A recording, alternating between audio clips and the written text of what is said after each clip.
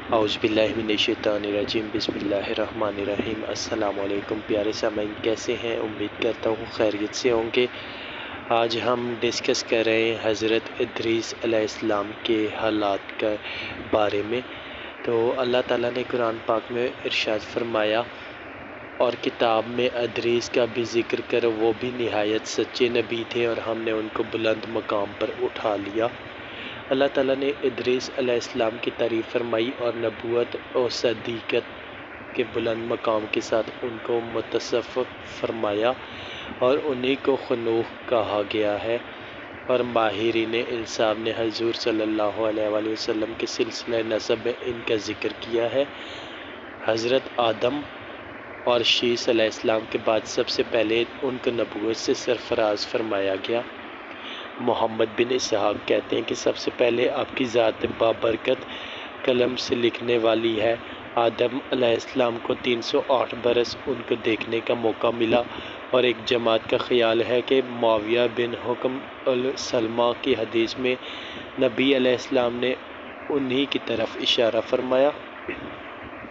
جب رسول اللہ صلی اللہ علیہ وآلہ وسلم سے ریت پر لکھنے کے متعلق سوال ہوا، اس دور میں لوگ ریت پر لکھ کر کچھ حساب لگاتے اور آئندہ کی خبروں کا اندازہ لگاتے تھے۔ یہ وہی علم رمل یا علم جفر۔ مجھ سے ایک کویسچن کیا گیا تھا، تو یہ مطلب حساب لگایا جا سکتا ہے۔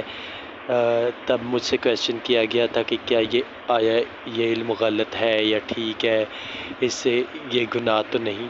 تو یہ وہی بات، اور یہ قصص الانبیاء میں اس کا ذکر آیا ہے کتاب میں۔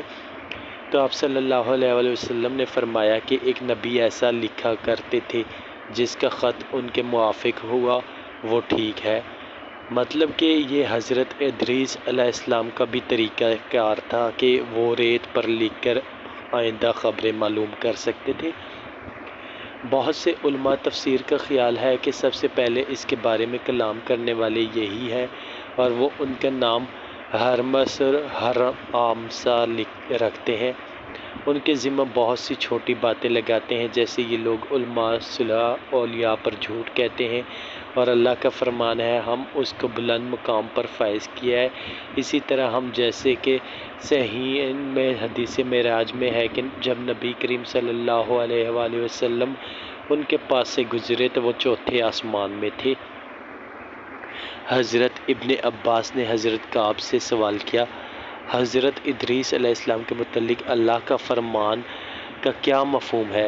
حضرت کعب نے فرمایا کہ اللہ تعالیٰ نے ادریس علیہ السلام کی طرف وحی کی کہ میں تمام اولاد آدم کے اعمال کے برابر تمہارے اعمال بلند کرتا ہوں، شاید اس وقت کے بنی آدم مراد ہوں گے۔ ادریس علیہ السلام نے چاہا کہ ان اعمال میں مزید اضافہ ہو۔ ان کے پاس فرشتوں میں سے ایک دوست فرشتہ آیا۔ انہوں نے اس سے کہا کہ اللہ تعالیٰ نے فلاں فلاں بات میری طرف وحی کی ہے، آپ ملک الموت سے میرے متعلق بات کر لیں تاکہ میری زندگی کے متعلق معلوم ہو اور میں مزید نیکیاں کر سکوں۔ فرشتے نے انہیں پروں پر اٹھایا اور آسمان کی طرف لے کر اوپر چڑھا۔ چوتھے آسمان تک پہنچا تو وہاں موت کے فرشتے سے ملاقات ہوئی، وہ نیچے آ رہا تھا۔ فرشتے نے ملک الموت سے حضرت ادریس علیہ السلام کے متعلق بات کی۔ اس نے کہا کہ ادریس کہاں ہے؟ فرشتے نے کہا میری پشت پر ہے۔ ملک الموت نے کہا تعجب ہے، مجھے اس لیے بھیجا گیا تھا کہ میں چوتھے آسمان پر ادریس کی روح قبض کروں، اور میں سوچ رہا تھا کہ میں ان کی روح چوتھے آسمان پر کیسے قبض کروں، وہ تو زمین پر ہے۔ پھر اس نے وہاں ادریس علیہ السلام کی روح قبض کی۔ اس کے متعلق فرمان خداوندی ہے، اور ہم نے ان کو مقام بلند پر اٹھا لیا۔ اس طرح ابن ابی حاتم نے اس آیت کی تفسیر میں مذکورہ حدیث بیان کیا ہے کہ مگر اس میں یہ ہے کہ ادریس علیہ السلام نے فرشتے سے کہا کہ ملک الموت سے پوچھو کہ میری عمر کتنی باقی ہے۔ ملک الموت اس کے پاس ہی تھا۔ اس نے پوچھا کہ اس کی عمر ابھی کتنی باقی ہے؟ ملک الموت نے کہا میں دیکھ کر ہی بتا سکتا ہوں۔ پھر اس نے دیکھ کر کہا کہ تو نے ایسے شخص کے متعلق پوچھا ہے جس کی عمر آنکھ جھپکنے کے برابر باقی ہے۔ فرشتے نے اپنے پر کے نیچے ادریس علیہ السلام کو دیکھا، ان کی روح قبض ہو چکی تھی، اس کو کچھ علم نہ تھا۔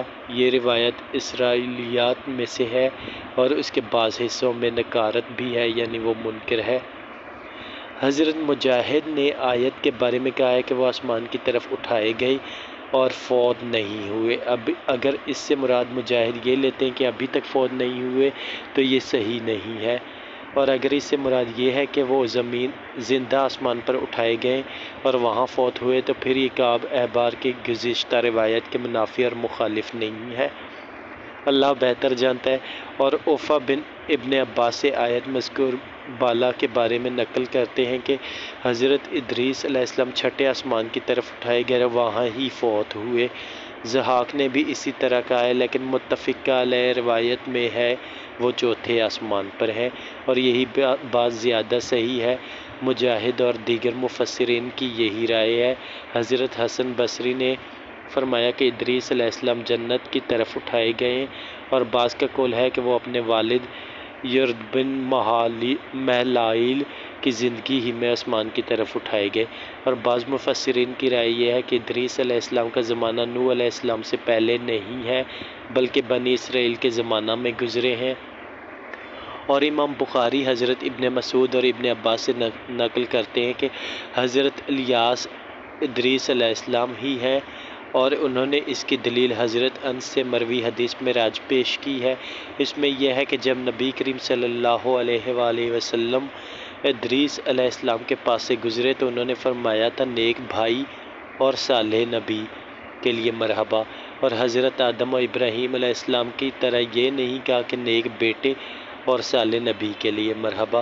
اگر آپ کے سلسلہ نسب میں ادریس علیہ السلام آتے تو اس طرح کہتے جس طرح حضرت آدم اور حضرت ابراہیم علیہ السلام نے فرمایا تھا، مگر مذکورہ بالا حدیث ان کے قول کی تائید نہیں کرتی، کیونکہ بعض اوقات راوی کو ٹھیک طرح یاد نہیں رہتا، اور یہ بھی ہو سکتا ہے کہ بھائی کا لفظ حضرت ادریس علیہ السلام نے تواضع اور انکساری کے طور پر کہا اور اپنے آپ کو والد کے طور پر ظاہر نہ کیا ہو۔